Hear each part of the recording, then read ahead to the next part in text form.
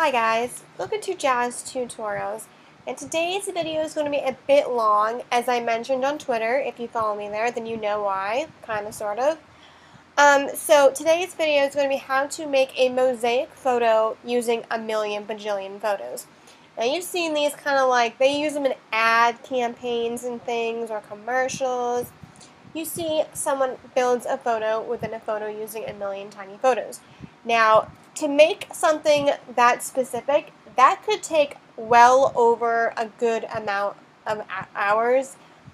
I do know how it's done, and let me just tell you, it could take you upwards of 5 hours, because you have to piece by piece look at each photo, and you have to get all the color schemes together.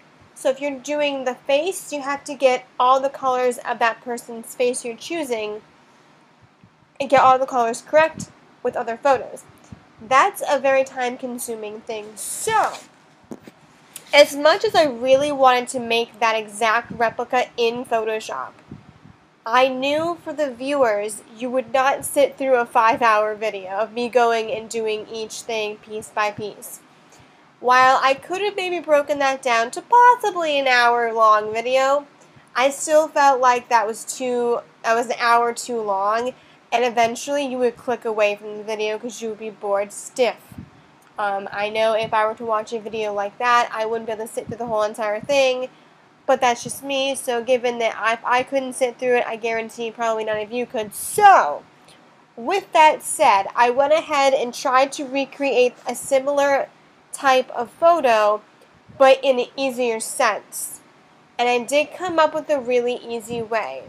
I was researching online various ways to make mosaic photos in Photoshop, and I found this really awesome way to do it. And I don't know why I didn't think of this before. It's a very simple technique, and it takes you less time than it would to go surfing through your entire hard drive of photos and matching each color. So, what you're going to do, now this is my main photo that I'm working with. Keep in mind, when you're doing this effect, you want to have a photo that has really nice contrast to it and is relatively bright. Now, before I go and do the whole thing, I want to explain to you that not every photo will have the same outcome. So you will have to experiment with your photos and see which one gives off the best effect. Now, with that said, let's move forward. Now, at this point, you are free to use as many photos as you would like. I'm going to just for this tutorial purpose only use 4, but again, if you want to use more than 4, that is fine. So let me explain. We're going to now make a new document. This document's going to be 100 pixels by 100 pixels. So basically, you can fit however many photos you can fit within that amount of space, go for it. You may have to make them small, and that's fine. So for this tutorial, I'm going to, you know what? No, I'm going to use 4 photos, maybe 3. I'll use 3. Alright. So, you can grab any photos you like. The colors do not have to match because we're doing it a different way than you would normally. So grab any 4 photos that you like, but make sure they're not black and white photos because we will have to desiterate them, and if they're already black and white, it may not look as cool. So try to choose some colored photos. So I'm just going to choose a random bunch. Alright, I'm going to choose 4. I know I said 3, but 4 sounds good to me. Now, go over here to your crop tool. That's this thing right here. You need to set the width and height to 50 inches. Well, pixels / centimeters / inches, whatever it says up there. Just do 50 in the width and height, and it will adjust it to whatever it says. And just go with it. Alright. Once you have done that, now make a square across your image, and you will not need to hold down your shift key for this because you've already made the 50 by 50. It'll automatically make you a perfect square. That is easy for you, and it's easier on everything. Alright, now move your square to wherever you want to have it set. I like that, so we're going to leave it there. Boom. Now at this point, you're going to have to resize the entire image because the 50 by 50 does not count as making your image that small. It should, but for some reason, it doesn't. So go ahead to Image and Adjustments and adjust the size depending upon how many photos you're using. Because I'm using 4 photos, I need to size mine at 30 pixels. So 30 is my go-to size. The smaller you have the photo, the better the outcome. So think small in this sense, I guess. If you're using more than 4, I would go maybe 20. Don't go any less than 10.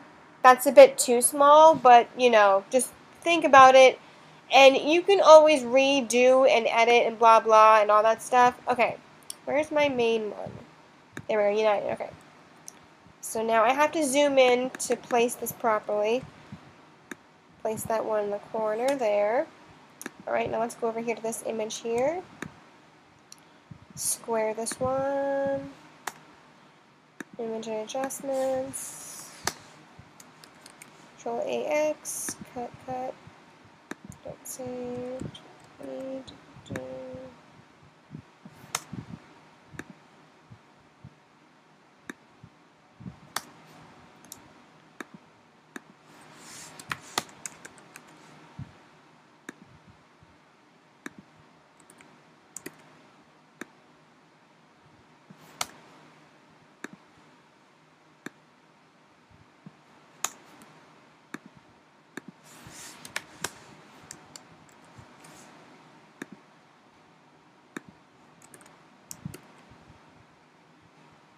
Okay, well it looks like I'm going to have to use 3 photos instead of 4 because apparently my document is not quite up to smart. So 3 is my go-to for this one, but again, you can always resize to suit your particular photo needs.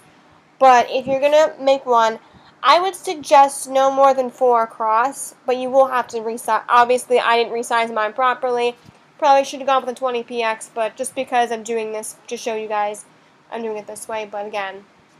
So I'm just going to duplicate these 3 and make 3 lines. So Control J, sticking this over here. And you want to kind of place them in like kind of like a different stance. You don't want to have them all in the same row, like have this one over here.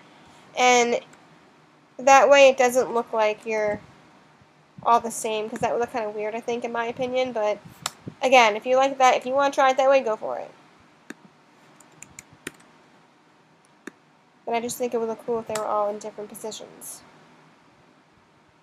J, T.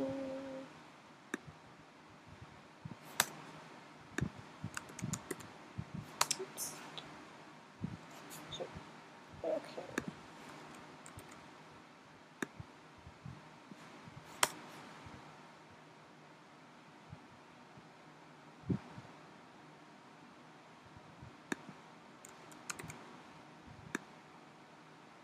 Okay, well you kind of get the idea where we're going at.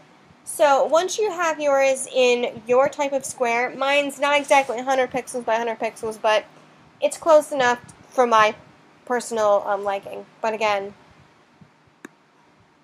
alright, and now I'm going to make another square just to square that off and get rid of the excess white. Okay, so that's my perfect square. That's how I like it. Once you have all of your photos you want to use within your square box that you've made, but don't go more than 100 pixels, by the way. You can go less, but not more. Alright, just FYI. Once you have it to where you like it, go to Layer, flatten your image, okay? And then finally go to Image and Adjustments, and you're going to select Desirate. I wouldn't suggest black and white. Desirate is really what you need to do, because black and white will give you color options, whereas Desirate won't, and we just want to have a plain black and white. So boom, Desirate it. Alright, once you have desirated your image, you're going to then go to Edit, and you're going to select Define Pattern. And then you'll name your pattern whatever you want to name it. I'm naming that one. Alright, once you've made your pattern, you can X out of that document because you don't need that anymore. Get rid of it. Then back to your main document you've chosen. I chose this one, but again, for you it'll be different. You're going to then make a new layer above your background. And then you're going to select, I'm selecting the paint bucket tool. And when you select the paint bucket tool over here, they give you options. You can do colors or pattern. So you want to select, instead of foreground, select pattern. And then it will give you the option to select which pattern you want. I've made 2 different patterns. I'm going to go with the newest one because I want to see how it looks. Alright, once you've done that, click anywhere on your image and voila. Look at that, guys. You now have your pattern. Now you're thinking here, well, that looks really weird. How do you make that merge into your photo? Well, you can go over here to blend mode, and there's two different blend modes you can try. They both work the same. One's a bit brighter and one's not. Overlay and soft light are basically what are the two that really look best in this particular effect. And it's all personal preference. If you want to be really bright like this, go forth with overlay. If you don't like it that bright, then go to soft light. Alright, I particularly like soft light. It really gives it a nice effect and it blends in really nicely. While it's not exactly like the actual mosaic effect people try to create with the campaigns, the ads, the that and this and that, it's about as easy and as close we're going to get. Because if I were to do the exact thing in Photoshop, like I said in the beginning, it could take upwards of 5 hours. And I really don't have that much time on my hands to be doing that. And I'm pretty sure you would not sit through a 5-hour video of mine. Even I would not. And I'm the owner of this channel, so that says something right there. Okay, now to really bring this effect really closely in, I particularly don't like how the actual blue background has the photos on it. I just want the actual mosaic effect on the subject in my photo. So with that said, I'm going to go over here to my lovely lovely eraser tool, and I'm going to select a small and big size one. I'm going to just erase out the parts I don't want to have showing in my photo. And again, this is an optional portion of the tutorial. If you like it, that's fine. I just don't. I'm going to erase around the photo. That way it blends in more nicely.